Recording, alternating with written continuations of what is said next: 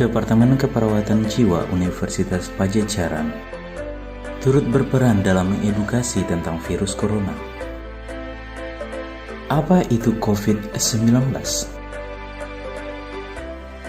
COVID-19 atau Coronavirus Disease 2019 adalah penyakit yang disebabkan oleh coronavirus jenis baru yang ditularkan antara hewan dan manusia. Adapun gejala klinis yaitu yang pertama demam, kedua batuk pilek, yang ketiga sesak, yang keempat sakit tenggorokan, dan yang kelima letih lesu.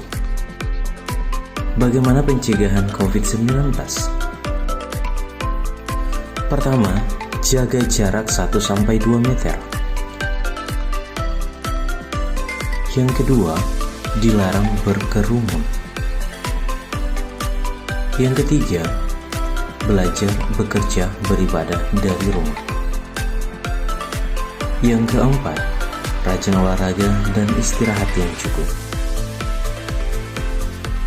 Yang kelima, hindari melakukan perjalanan ke negara atau daerah yang terjangkit COVID-19. Yang keenam, konsumsi gizi seimbang, perbanyak sayur dan buah. Yang ketujuh, gunakanlah masker.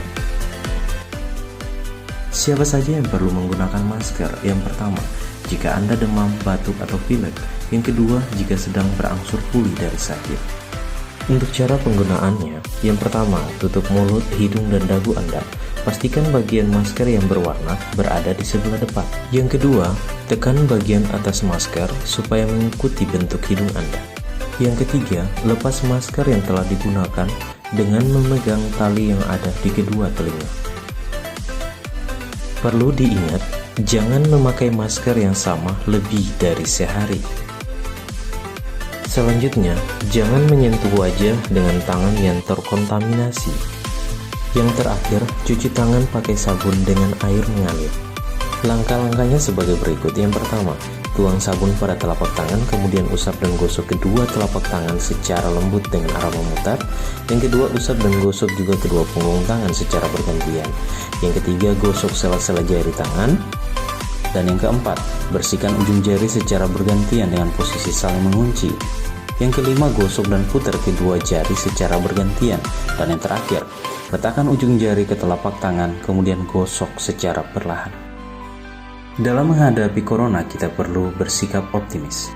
Orang yang rentan mengalami stres pada saat COVID yang pertama orang tua dan orang dengan penyakit kronis, anak-anak dan remaja, dokter, perawat, dan penyelia kesehatan lainnya, serta orang dengan gangguan jiwa dan penyalahgunaan zat.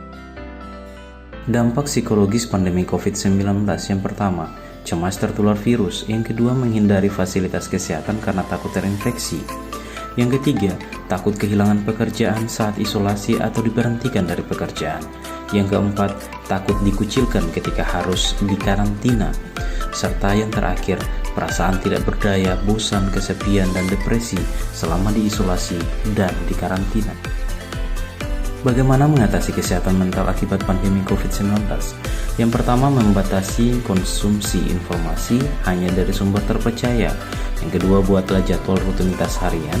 Yang ketiga, tetap melakukan komunikasi dengan keluarga dan teman melalui email, panggilan telepon, dan memanfaatkan platform media sosial.